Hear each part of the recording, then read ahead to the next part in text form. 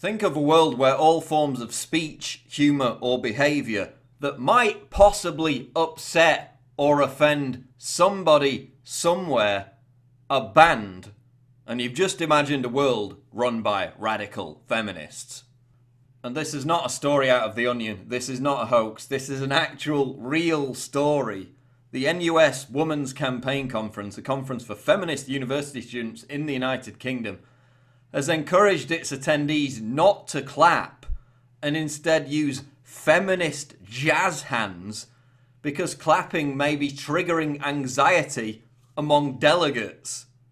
The Oxford University Women's Campaign tweeted, "Please can we ask people to stop clapping but do feminist jazz hands? It's triggering some people's anxiety. Thank you."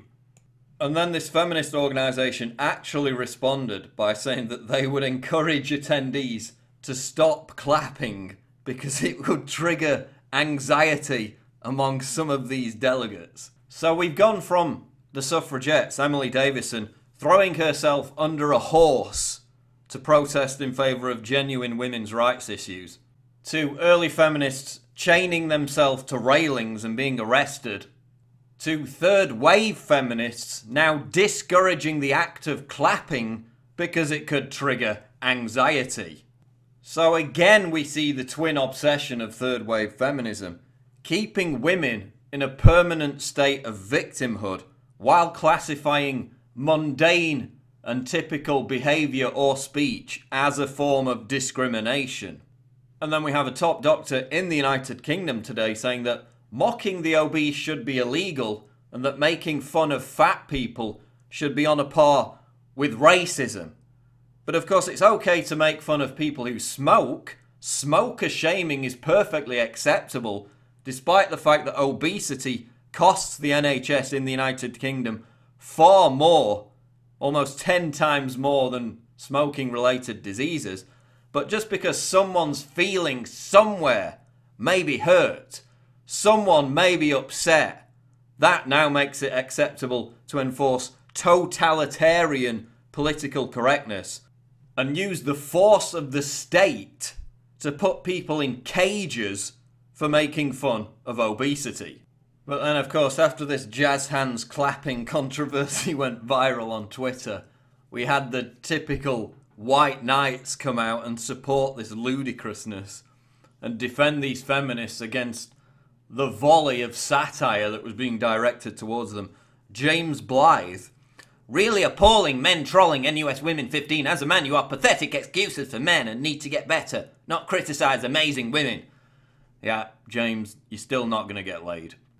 But look at this. Okay, so you've got, in Saudi Arabia, female drivers being treated as terrorists. In Iraq, rape is being legalised against women. You've got stonings throughout the Middle East. You've got the problem of female genital mutilation throughout the Middle East and Africa. But what are these feminists talking about at this major conference?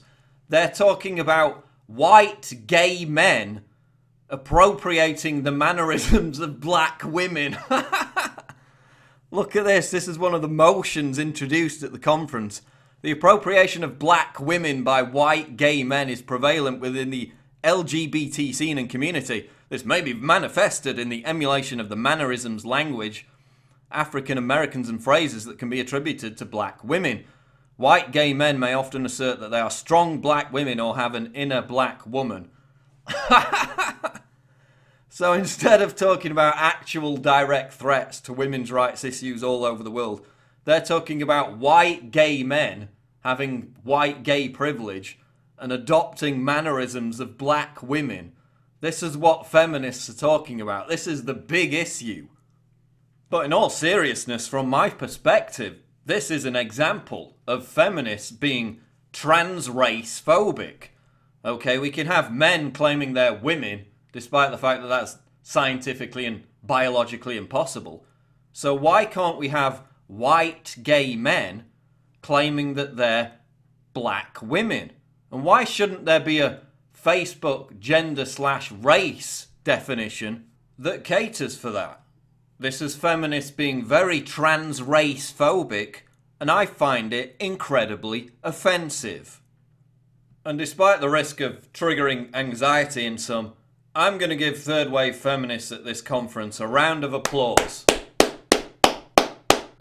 Because they've succeeded as if it were even possible. This is really a big achievement in making third wave feminism look even more stupid and ridiculous just 3 months into 2015 as they did throughout the whole of 2014. I mean, we had Shirtgate, the comet scientist and all that malarkey. This tops it. This takes the biscuit. Feminists discourage clapping because it triggers anxiety amongst people. And they also banned whooping and hollering.